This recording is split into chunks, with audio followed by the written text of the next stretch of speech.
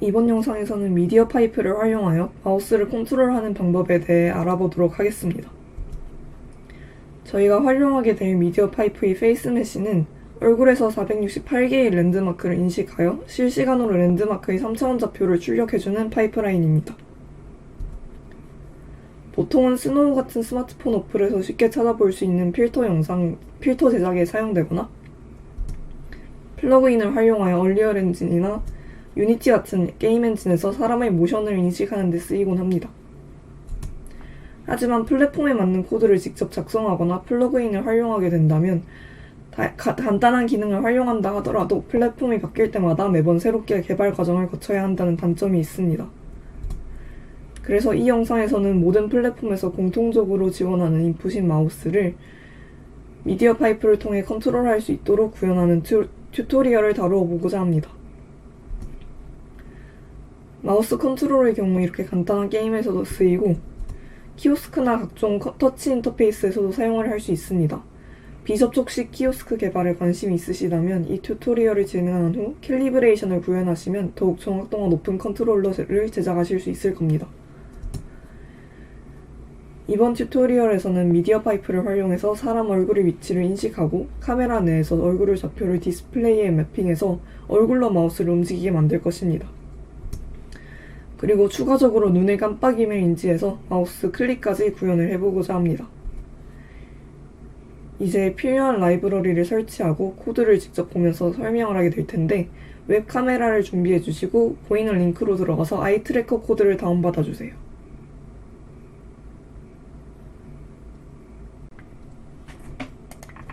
먼저 커맨드 창에서 필요한 라이브러리를 다운받도록 하겠습니다. 오픈CV 라이브러리를 먼저 설치하겠습니다.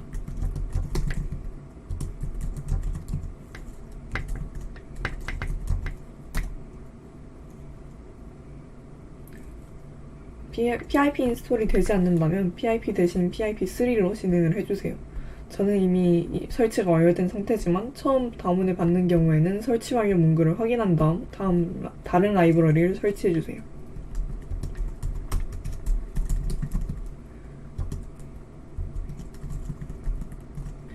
이제 저희 메인 라이브러리인 미디어 파이프를 다운받겠습니다.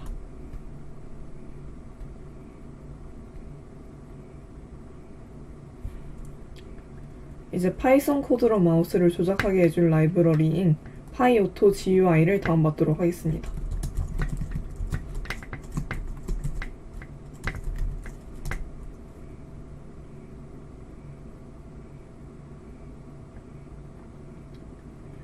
방금 설치한 파이오토 GUI의 경우 얼리얼 엔진 같은 일부 프로그램 위에서 잘 작동하지 않는 경우가 있습니다. 그래서 마우스 컨트롤이 언제나 잘 이루어질 수 있도록 도와주는 라이브러리를 하나 설치할게요.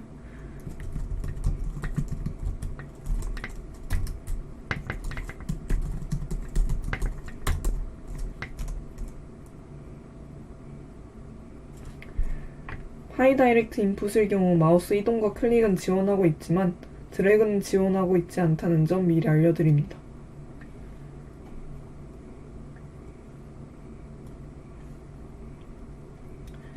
이제 편의를 위해 키보드의 인풋을 받을 수 있도록 키보드 라이브러리를 설치하겠습니다.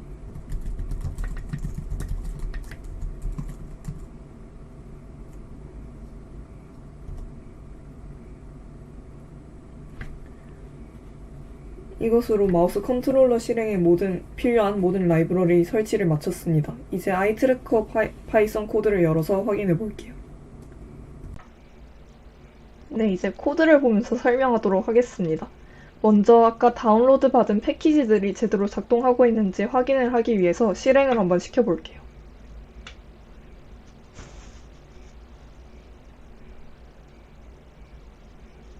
네, 이렇게 화면이 잘 뜨고 초록색 원들이 잘 작동을 하고 있다면 패키지들이 제대로 설치가 된 것입니다. 만약에 실행을 시켰는데 보시는 것처럼 이런 에러가 뜨는 경우에는 웹카메라가 제대로 설치되어 있지 않은 가능성이 크니 웹카메라 연결을 한번 다시 확인해 주시면 될 것 같습니다. 이제 코드를 본격적으로 보자면 처음에는 저희가 받은 패키지들을 불러와주고 카메라를 불러옵니다. 이때 카메라 대수가 여러 대인 분들은 0이라는 숫자를 1이나 2 등의 숫자로 바꿔가면서 원하는 카메라로 설정을 해주시면 될 것 같습니다. 이후 페이스메쉬 기능을 불러온 다음에 저희가 마우스 조작을 하게 될 스크린 사이즈를 설정하게 됩니다.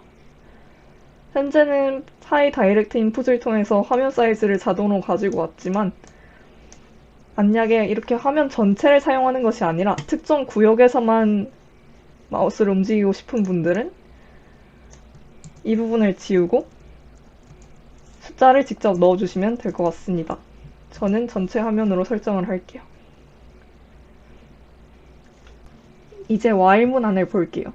이 코드는 반복될 때마다 영상에서 사람을 인식을 하고 사람 위치에 맞게 마우스를 움직이게 됩니다.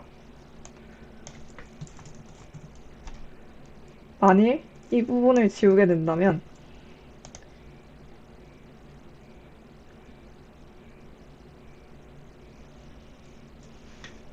마우스 컨트롤은 잘 인식을 하게 되지만 제가 헤드 트래킹이 아니라 일반 마우스를 사용해서 커서를 컨트롤을 하고 싶어도 두 개의 컨트롤이 중첩되면서 마음대로 조절을 할 수 없게 됩니다.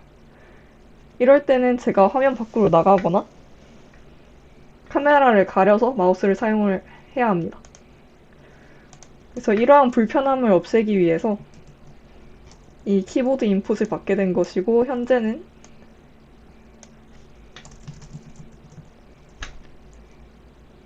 프로그램이 실행됐을 때 마우스 컨트롤이 꺼져 있는 것이 디폴트이고 S키를 누르면 마우스 움직임 시작, Q를 누르면 마우스 움직임 종료가 되게 설정을 해두었습니다. 만약에 실행하자마자 마우스 컨트롤이 또 같이 시작되게 하고 싶으시다면 이 ON에다가 튜루를 입력을 해주시고 그리고 만약에 다른 키보드 인풋을 통해서 기능을 추가하고 싶으시다면 else if 문을 추가를 하셔서 다른 입력을 받으시면 됩니다.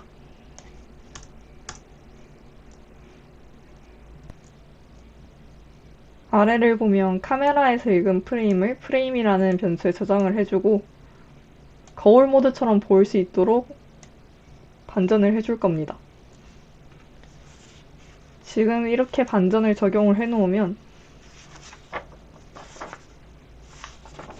보시는 것처럼 거울처럼 반전이 적용되어 있는 것을 확인할 수 있고 만약 필요에 따라 거울 모드를 해제하고 싶으시다면 해당 부분을 주석 처리해 주시거나 삭제해 주시면 됩니다. 이런 경우에는 똑바로 보이지만 일반적인 마우스 컨트롤을 하고 싶으신 경우에는 제가 원래대로 해놓은 것처럼 플립을 적용시켜 주시면 될 것 같습니다. 그리고 이후 카메라 내의 얼굴 위치를 화면상에 매핑하기 위해서 프레임의 크기를 프레임 높이와 너비에 저장을 해주고 이제 본격적으로 얼굴 위치에 따라 마우스를 움직이는 코드에 대해서 설명을 하도록 하겠습니다. 먼저 사람이 인식되지 않을 때는 헤드 트래킹을 하지 않도록 이 품을 통해 한번 걸러주었습니다. 그리고 랜드마크 포인트 인덱스를 0번으로 잡아서 여러 명의 사람이 들어오더라도 최초로 들어온 사람을 인식하도록 설정을 해둡니다. 이렇게 설정해두면 한 사람을 인식한 뒤에 다른 사람들이 카메라 앵글 내로 들어오더라도 처음 인식한 사람을 트래킹하게 됩니다. 이제 얼굴 중에서도 오른쪽 눈에 대한 정보를 가지고 오겠습니다. 페이스메쉬는 400개가 넘는 랜드마크를 가지고 있는데 그 중에서 오른쪽 동공에 대한 정보는 474번에서 478번에 대한 정보입니다. 만약에 오른쪽 눈이 아니라 코나 다른 부위로 트래킹을 하고 싶으시다면 여기 적혀있는 숫자의 범위를 수정해 주시면 됩니다. 그렇게 읽어온 눈의 위치에 각각 작은 원을 그려주고 X와 Y의 그 좌표를 저장해 주었습니다.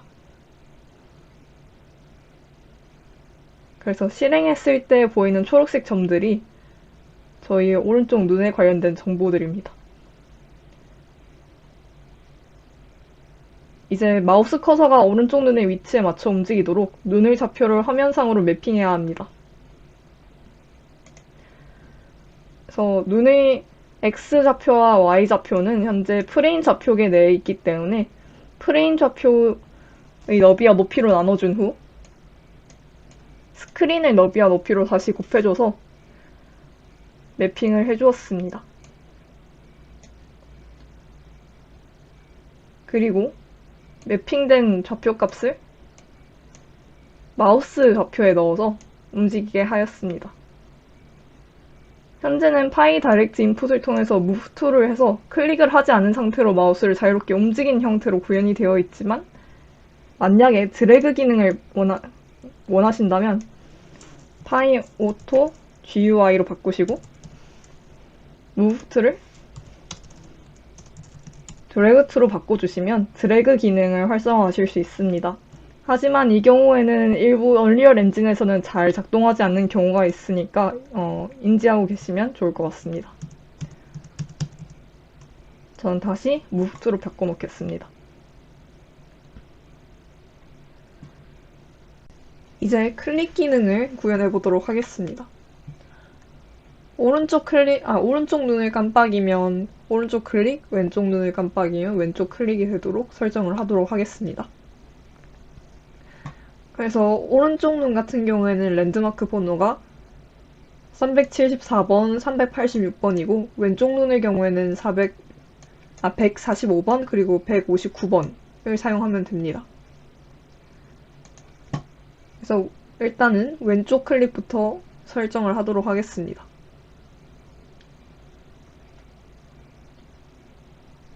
왼쪽 눈을 잘 인식을 하고 있다는 것을 표현하기 위해서 아까 초록색 원을 그렸던 거랑 동일하게 노란색 원을 그려줬고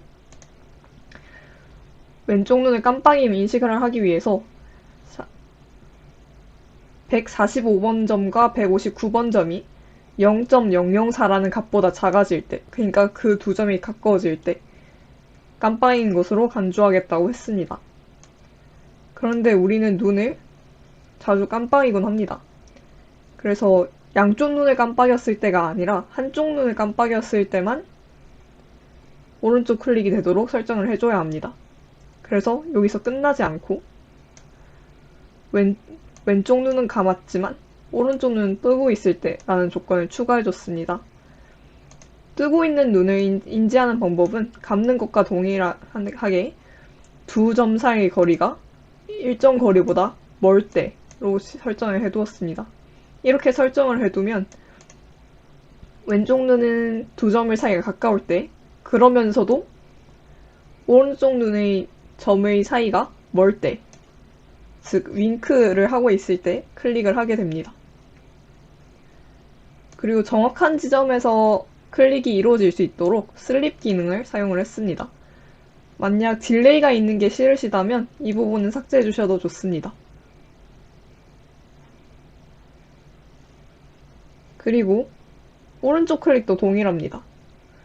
방향만 거꾸로 바꿔주었는데 오른쪽 눈의 두 점의 사이가 0.004보다 작을 때 그리고 동시에 왼쪽 눈의 두 점의 거리가 0.006보다 클 때 인식을 해서 왼쪽 클릭이 일어나도록 했습니다. 마찬가지로 딜레이가 싫으시다면 마지막 한 줄은 지워주셔도 좋습니다. 그러면 완성된 기능을 한번 다시 실행을 해보면서 확인해 보도록 하겠습니다.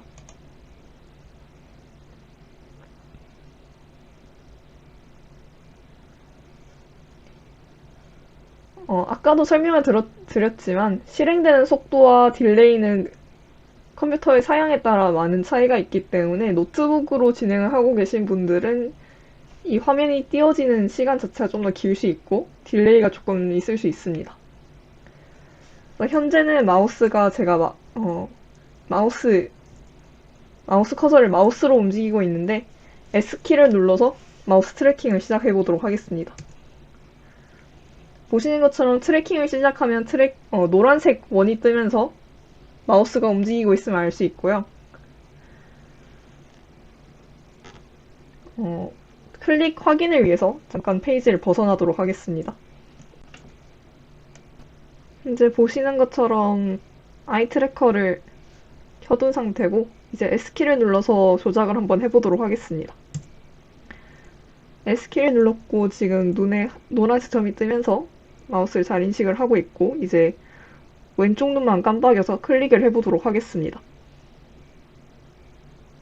네, 지금 보시는 것처럼 클릭이 되었고 반대로 오른쪽 눈을 깜빡여서 오른쪽 클릭을 해보도록 하겠습니다.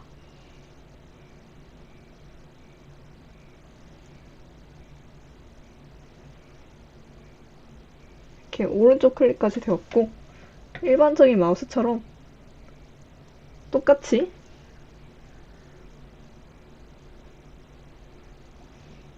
마우스를 사용하실 수 있습니다.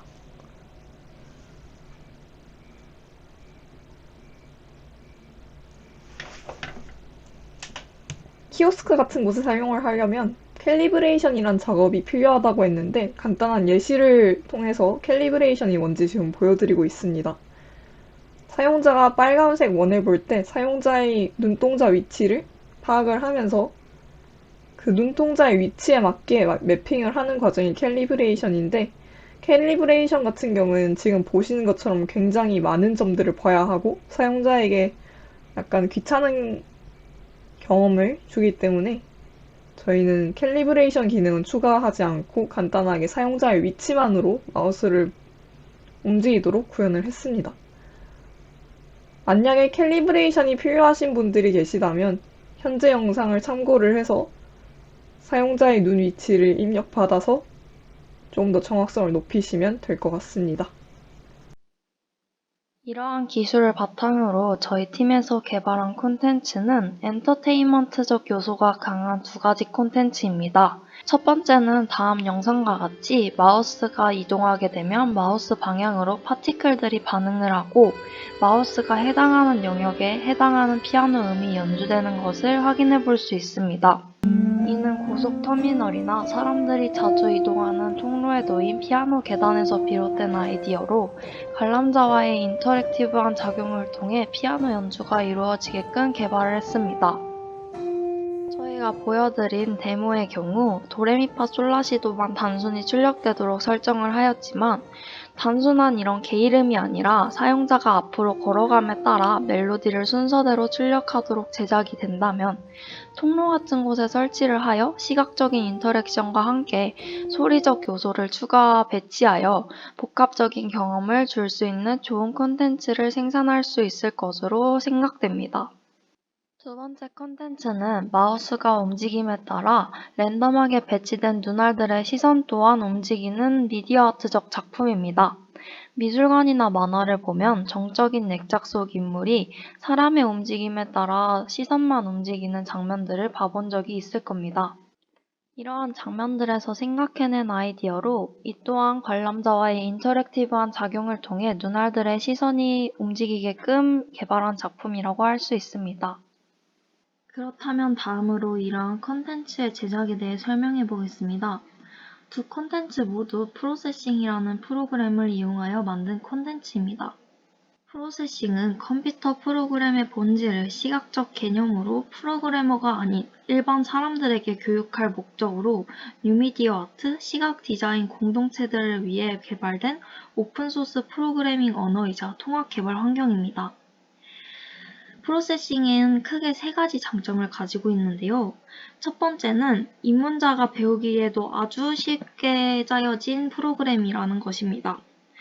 프로세싱은 직관적이고 시각적으로 반응하여 이런 환경에서 코딩을 하기 때문에 내가 무엇을 하고 있는지 바로바로 시각적 결과물로 확인할 수 있고 이 때문에 다른 언어에 비해 무척 쉽게 느껴집니다.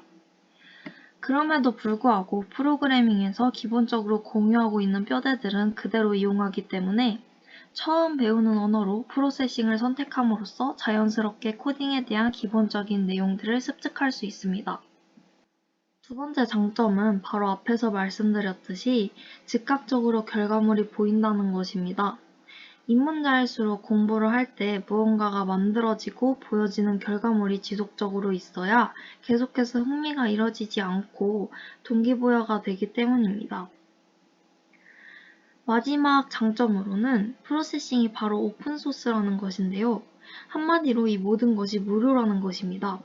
프로세싱은 매우 잘 만들어진 언어이고 또한 많은 사람들이 사용하는 언어임에도 불구하고 오픈소스이기 때문에 누구나 자유롭게 이용할 수 있다는 것입니다. 그렇다면 이번엔 프로세싱 프로그램에 대해서 직접적으로 한번 알아보도록 하겠습니다. 우선 이 프로그램을 사용하기 위해서는 프로세싱 프로그램을 다운로드할 수 있어야 합니다.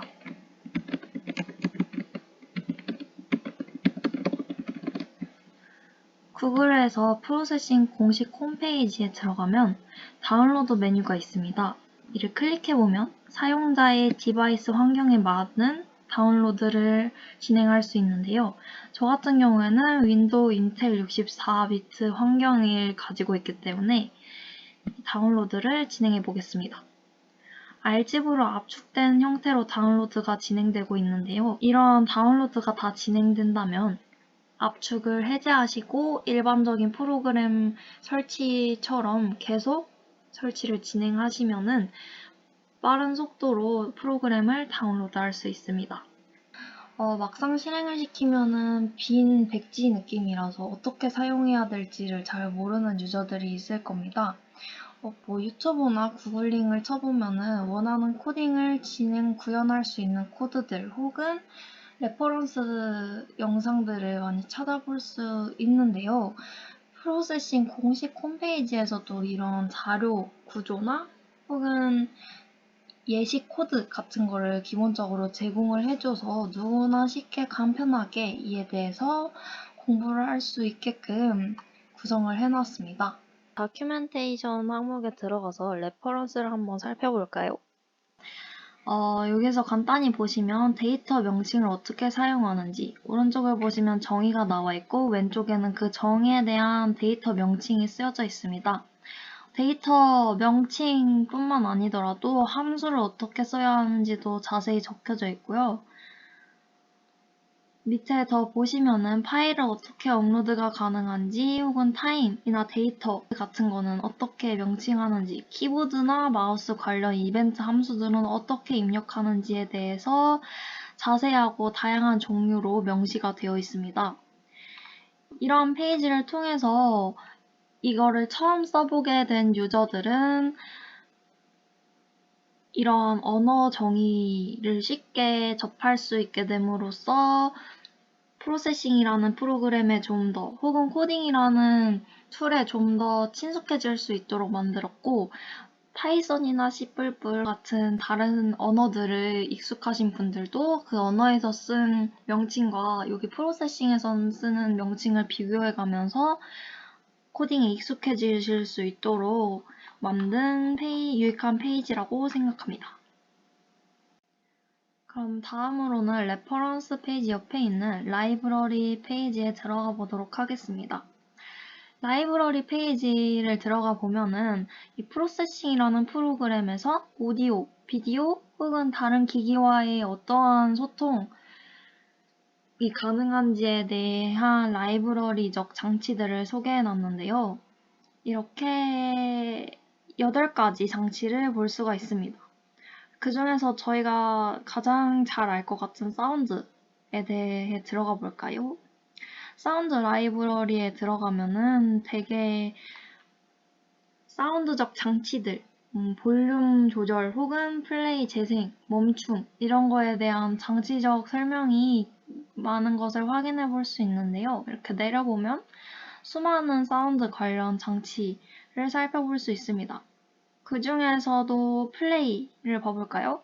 사운드 파일을 임포트하게 되면은 프로세싱 코드를 재생했을 때 오디오적 장치가 재생되기 위해서는 이 플레이라는 함수가 필요하다는 것을 여기서는 이렇게 설명해주고 있습니다. 사운드가 아니더라도 뭐 다른 시리얼 네트워크 혹은 비디오 이런 라이브러리에 들어가 보셔서 한번 살펴보시는 것도 좋을 것 같습니다. 이렇게 다큐멘테이션에서 레퍼런스, 라이브러리 이런 페이지가 있는데 이런 페이지에서도 자세하게 설명이 되고 있지만 처음 프로세싱을 사용해보는 유저에게는 이것보다는 좀 더 딥한 설명을 원할 때가 많을 텐데요. 굳이 유튜브나 구글 링을 치지 않더라도 런이라는 페이지에 들어가서 튜토리얼을 확인해보면 프로세싱 3에 쉽게 접근하는 방법 혹은 뭐 다른 코딩을 쉽게 할 수 있는 방법들에 대한 튜토리얼이 많이 기재되어 있고 이런 영상적인 튜토리얼뿐만 아니라 examples라는 페이지를 통해서 자료적인 튜토리얼을 확인해 볼 수 있습니다. 이 페이지를 간단히 살펴보도록 하겠습니다. 이 페이지를 함께 살펴보시면은 왼쪽에는 코드에 대한 주제가 간단히 적혀져 있고 그 옆에는 그 주제에 맞는 코드 함수들을 모아 놓았는데 코드 함수를 실행했을 때 실행창을 보여줌으로써 이 코드가 어떤 코드인지 대충 어림짐작을 할 수 있게끔 하였고 마음에 드는 실행창을 클릭해 보게 된다면 이런 함수 코드들을 볼 수 있습니다. 저희는 대표적으로 한 가지 코드를 살펴보도록 하겠습니다. 이미지 백그라운드를 보는 코드를 한번 살펴보도록 하겠습니다. 코드를 한번 살펴보면은 셋업 함수, 변수 설정을 이렇게 설정을 해놨고요. 셋업 함수에서는 기본적인 설정을 합니다. 요 사이즈 함수 같은 경우에는 이 실행 화면 창의 크기를 의미하는데 이 사이즈 밑에 보면 백그라운드 이미지, 어떤 이미지를 업로드할 것인지에 대한 함수가 설명되어 있습니다. 여기서는 문워크라는 JPG 파일에 이미지를 업로드할 거라고 하는데요. 여기서 주의할 점은 문워크라는 이미지 크기에 맞게 사이즈 크기를 조절을 해야지 실행 화면이 딱 구현이 되는 것을 확인할 수 있습니다. 그럼 이렇게 실행 화면 창까지 설정이 끝났고 이제 드로우 함수에서 본격적으로 어떻게 실행을 할 것인지에 대한 장치적 요소들을 마련을 해볼 텐데요. 여기서는 우선 BG라는 것을 백그라운드 이미지로 삽입을 하겠다라고 선언을 했고요. 여기 위에서 실행 화면을 잘 보시면은 이렇게 노란색 스트링, 얇은 줄이 이 이미지의 위에서 아래로 천천히 내려오는 걸 확인할 수 있는데 얘는 스트로크, 이 선의 굵기와 라인이 어떻게 움직일 것인지 선언해주고 있고 위에서 아래로 움직이겠다라는 것을 if문을 통해서 구현해낸 것을 확인할 수 있습니다. 이러한 코드 구성을 통해서 프로세싱에서 구현을 딱 해보면은 위와 같은 화면이 나타나는 걸 확인할 수 있습니다. 네, 이렇게 코드를 살펴보았는데 코드를 단순히 눈으로 살펴보고 이 코드를 구현해낸 화면이 이와 같다라는 것을 이 홈페이지를 통해서 쉽게 알 수 있고 눈으로 코딩을 할 수도 있다는 의미가 크기도 하지만 이런 예제 페이지가 있는 거는 보고 따라해서 손에 익히라는 의미도 있는 것 같습니다. 그래서 아까 다운로드한 프로세싱을 직접 열어서 이 코드를 한번 구현시키는 것을 진행해 보도록 하겠습니다.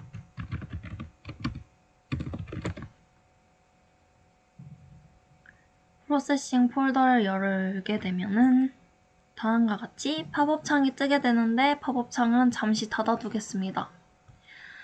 이 프로세싱 화면이 뜨고 이제 이 홈페이지에서 주어진 코드를 카피 버튼을 통해서 카피해서 이 프로그램에 직접 붙여넣기 해서 살펴볼 수도 있겠지만 프로세싱의 장점 중 하나는 여기 파일 버튼을 눌러서 예제를 누르면 홈페이지 왼쪽 이 리스트화된 예제들 어레이, 카메라, 컬러, 컨트롤 이 순서대로 똑같이 예제 이 목록에도 어레이, 카메라, 컬러, 컨트롤 이 순서대로 기재되어 있음을 볼 수 있습니다. 저희가 살펴본 이 코드는 이미지에 있는 백그라운드 이미지라는 예제이기 때문에 이미지에 있는 백그라운드 이미지 예제를 더블 클릭해 보겠습니다. 그럼 새로운 프로세싱 창이 나타나면서 아까 홈페이지에서 본 것과 똑같은 코드가 나타나게 됩니다. 얘를 실행하게 되면은 그러니까 홈페이지에서 본 듯한 똑같은 실행 화면이 나타나게 됩니다.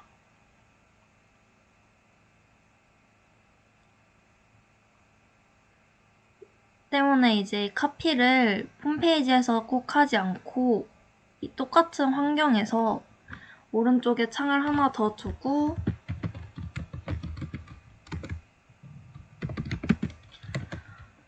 코딩 연습을 이와 같이 이런 방식으로 진행을 할 수 있다는데 큰 장점이 있다고 생각합니다.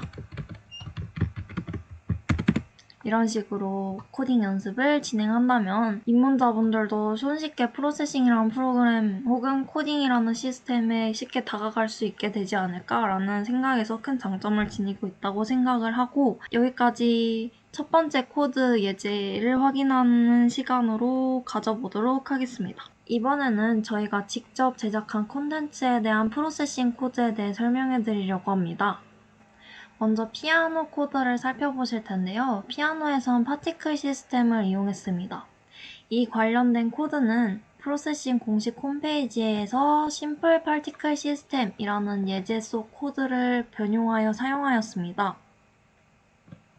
셋업 함수에서는 스크린 크기 설정과 커서 설정 및 파티클 관련 기본적인 설정을 이루었습니다. 셋업 함수에서는 실행 화면창이 풀스크린으로 나타나고 커서가 없이 나타날 뿐만 아니라 파티클 시스템에 관련 기본적인 설정을 이루었습니다. 드로우 함수에서는 마우스의 움직임에 대한 설정을 해주었고, 화면에서 범위별로 나타나는 오디오의 음성이 다른데 그에 대한 기본적인 설정을 해주었습니다. 파티클 시스템 관련 클래스나 밑에 다른 클래스들의 정의는 파티클이 마우스의 움직임에 따라 없어지고 이동하고 색깔이 변하는 것에 대한 설정을 하였고, 천천히 읽어보시면 이해를 하실 수 있을 거라고 생각합니다. 그럼 이번에는 두 번째 코드를 함께 살펴보도록 하겠습니다. 두 번째 코드는 마찬가지로 프로세싱 홈페이지에서 아크탄젠트라는 예제 속 코드에서 인용한 코드입니다. 이를 바탕으로 코드를 함께 살펴보면 셋업 함수에서는 앞선 피아노 코드와 마찬가지로 스크린 크기나 컬러 모드 그리고 원이 어떤 식으로 어떻게 랜덤하게 배치될지에 대한 기본적인 설정이 되어 있습니다. 드로우 함수에서는 원들이 마우스에 가까운 순서에 따라 반응이 일어나도록 설정을 하였고, 밑에 눈에 대한 클래스나 눈이 어떻게 보여질 것인지에 대한 함수를 통해서 정의를 내린 코드를 마저 구성해 보았습니다. 이는 천천히 읽어보시면 쉽게 이해하실 거라고 생각합니다.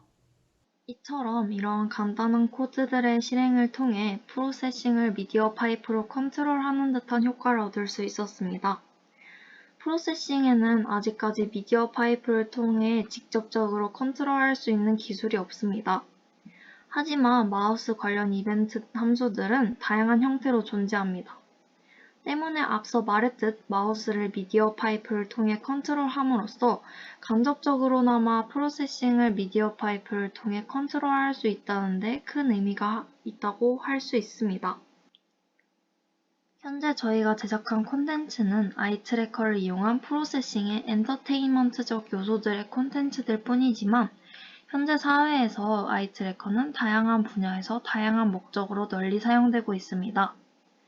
아이 트래커를 통해 의료적 진단을 해낼 수 있는데, 대표적인 사례로는 난독증과 자폐증이 있습니다. 서울 아산병원 홈페이지의 질환백과에서 살펴보면 난독증은 학습장애 유형 중 하나인 읽기장애를 의미합니다. 이를 진단하기 위해서는 소아청소년 정신건강의학과 의사의 진단과 평가가 중요한데, 특히 전통적인 방법으로는 진단하기 어려울 수 있으며 정확도는 일반적으로 70에서 80%입니다. 때문에 전문적인 의료센터에 가더라도 반복 테스트를 통해서 진단의 정확도를 90%까지 끌어올리는 편입니다. 하지만 아이 트래킹을 사용하는 경우 단일 빠른 테스트 후에 95%까지 진단의 정확도를 높일 수 있습니다. 이어서 자폐증에 관하여 살펴보면은 자폐 스펙트럼 장애는 아동기의 사회적 상호작용의 장애, 언어성 및 비언어성의 의사소통의 장애, 상동적인 행동, 관심을 특징으로 하는 질환입니다. 이에 대한 증상을 살펴보면 눈 마주치기의 사용이 적절하지 않거나 빈도가 적다는 걸 살펴볼 수 있는데, 이 또한 아이 트래커를 사용하면 사용자의 눈 마주치기에 대한 빈도율을 계산할 수 있고, 이에 따라서 자폐 스펙트럼 장애에 대한 진단을 이뤄낼 수 있습니다. 이처럼 아이 트래커는 의료 분야에서의 활발한 사용이 이루어지고 있는데, 이뿐만 아니라 마케팅 분야에서도 이는 소비자의 소비 패턴 분석을 진행하는 데 큰 도움을 주며, 이는 곧 기업들의 마케팅 전략 구성에 큰 도움을 주고 있습니다. 이와 같이 아이 트래커는 현재뿐만 아니라 미래에도 여러 분야에서 널리 사용될 유용한 기술로 보여집니다. 때문에 우리는 이에 대해 끊임없이 콘텐츠를 개발해내고 연구해 나가야 할 필요가 있다는 생각이 들어, 이번 기술 세미나 과제에서는 아이 트래커에 대한 기술을 소개로 진행해 보았습니다. 영상을 끝까지 시청해 주셔서 감사합니다.